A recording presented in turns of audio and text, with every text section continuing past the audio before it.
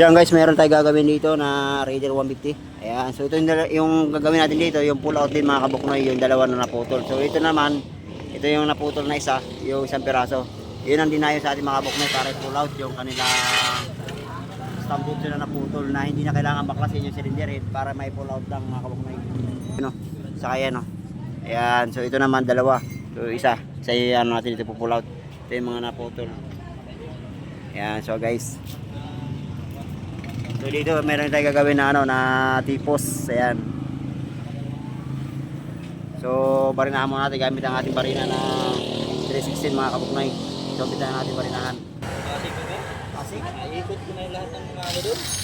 Pati yung ano. Pasig doon.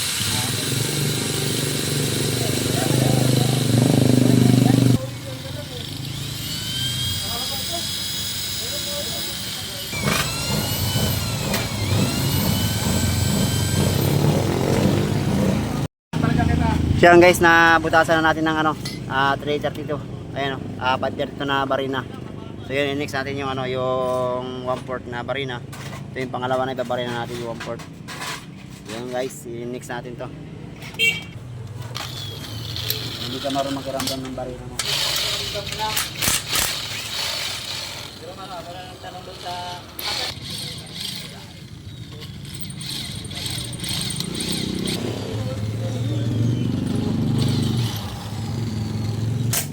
So guys, ito na yung ano, yung 1/4 na tornilyo. Barina ginamit natin. So ito na yung panlast, yung 7mm. Yan.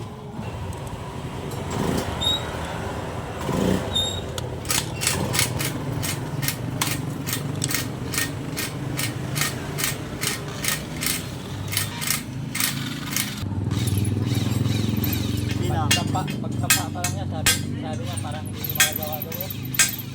Kailangan ka ng matiglas.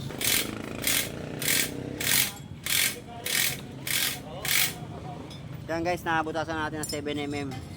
Ayan, so next natin yung ating hantap na 8mm. So buhayin ko muna yung kabilang side.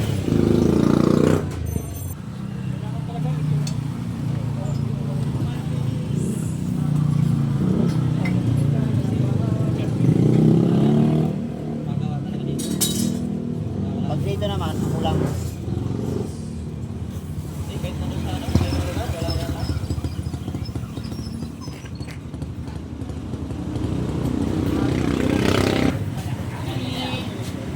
Pag retreat naman kuya, kailangan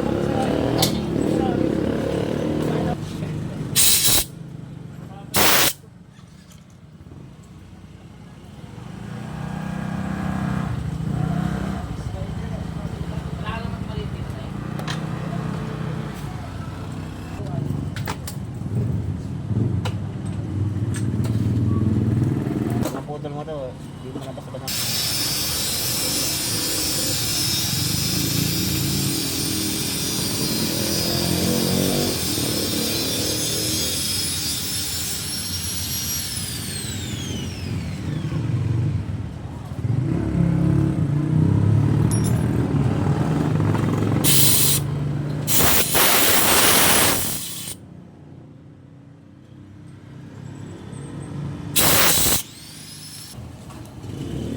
Yan guys, ito na yung ano, yung pinalout natin. Ayan o.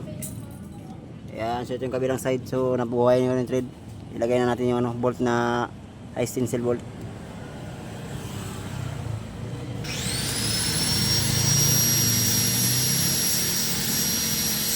Yan, tanggalin muna natin yung binara natin na ano, na karton.